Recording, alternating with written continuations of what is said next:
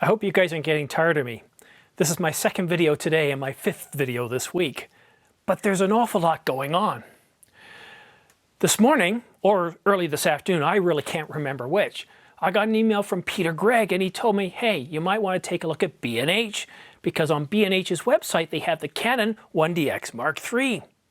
Now it's not available for pre-sale, but it is on the site and B&H says that it will be available soon. But what you do get to see there is you get to see some of the specifications, which is really, really nice. So back on October the 24th, when we had the development announcement from Canon, we had a long list of specifications that most likely were going to show up in the camera once it was released. So let's go ahead and take a look at those now, and we'll compare those to what we now see on B&H. In the development announcement, we got to see that there's a new processor and a new sensor. But what I found most fascinating is that this camera can do 4K 60, 10-bit, 422 internal recording and with C-Log. Now for a video maker, for a filmmaker, that's awesome. Even for an ordinary filmmaker, it's just absolutely, it's like, what else do you need? You know, 120 frames per second in 1080p, but outside of that, those are pretty amazing video specifications. But I know this isn't a cheap camera. This is not a camera for the ordinary filmmaker, but still those video specifications are very good, and that leads us to believe that most likely the 5D or the 5D equivalent is going to be very similar. The 1DX Mark II and the 5D Mark IV were very similar in terms of video specifications. The only real differences between the 1DX and the 5D was in 120 frames per second, was in 1080p for the 1DX, but the 5D only gave it to you in 720. And on the 4K side of things, you got 4K 60 only in the 1DX, but you got 4K 30 in the 5D. The photo side, they're very different cameras, but on the video side, they're very, very similar. So seeing all these capabilities in the 1DX Mark III is very encouraging for the other cameras that the ordinary filmmaker can afford. The 1DX Mark III development announcement also included 10-bit HEIF file formats, so an improvement there. Autofocus has greatly improved. The autofocus is now almost 100% coverage. It's 90 by 100% coverage with 525 autofocus points. And autofocus stability and tracking is apparently much better than previous cameras. And it's using some sort of artificial intelligence technology that Canon's calling deep learning. We don't know anything else about that, but it is a very, very high precision autofocus. So we're really looking forward to see what that's going to look like very soon. And of course, on the photo side, stunning camera. It's a lot faster. It can process a lot more photos. In RAW, you can shoot up to 5 times more.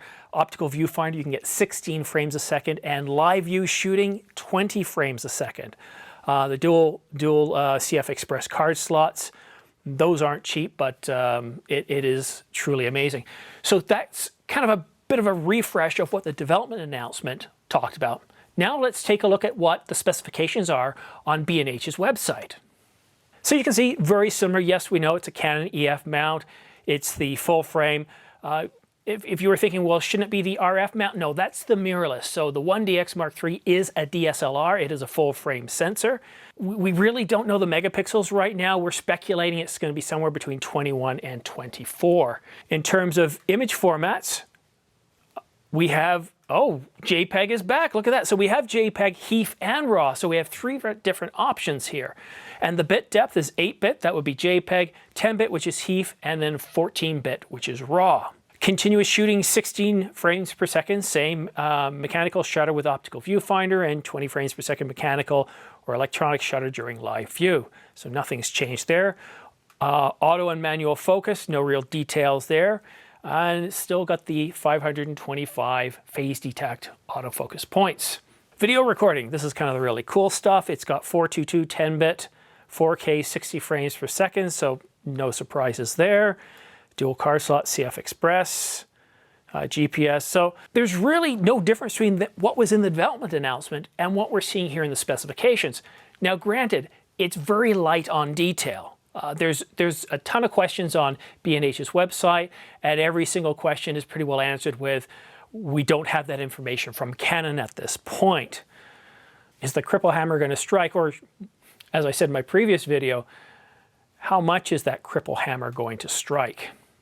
We don't know. I think we're going to find out very soon. On the video I posted on December the 24th, I predicted that we would have an official announcement somewhere between February the 5th and February the 14th. It wouldn't be right around the 25th, the last week of January, because that's when we're having, that's Chinese New Year. So China kind of shuts down. They're not focused on camera. So I figured Canon would probably avoid that due to that big holiday in China, because it's a huge market. And I figured, well, we wouldn't see it in the first week, and so far we haven't, and we won't. It's Thursday already, so no company releases anything on a Friday. There is a chance we could see something next week. We got CES coming up. Are they going to announce something while CES is going on to try to take thunder? I don't know. We'll just have to wait and see, but it is imminent. We're going to see pre-sales very, very shortly.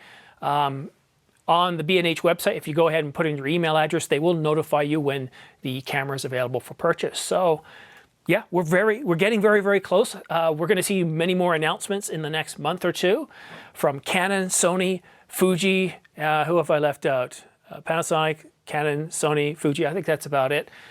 It's going to be a very, very exciting time. So if you have any questions regarding this video or any other of my videos, drop me a comment down below. I do my best to respond to comments within 24 hours. If you would like to receive notification of new videos when they're posted, please click the subscribe button, then click notifications and followed by all. I really do appreciate when you guys like and subscribe. It's really what helps keep this channel going. That's it for now. Thank you so much. We'll see you soon.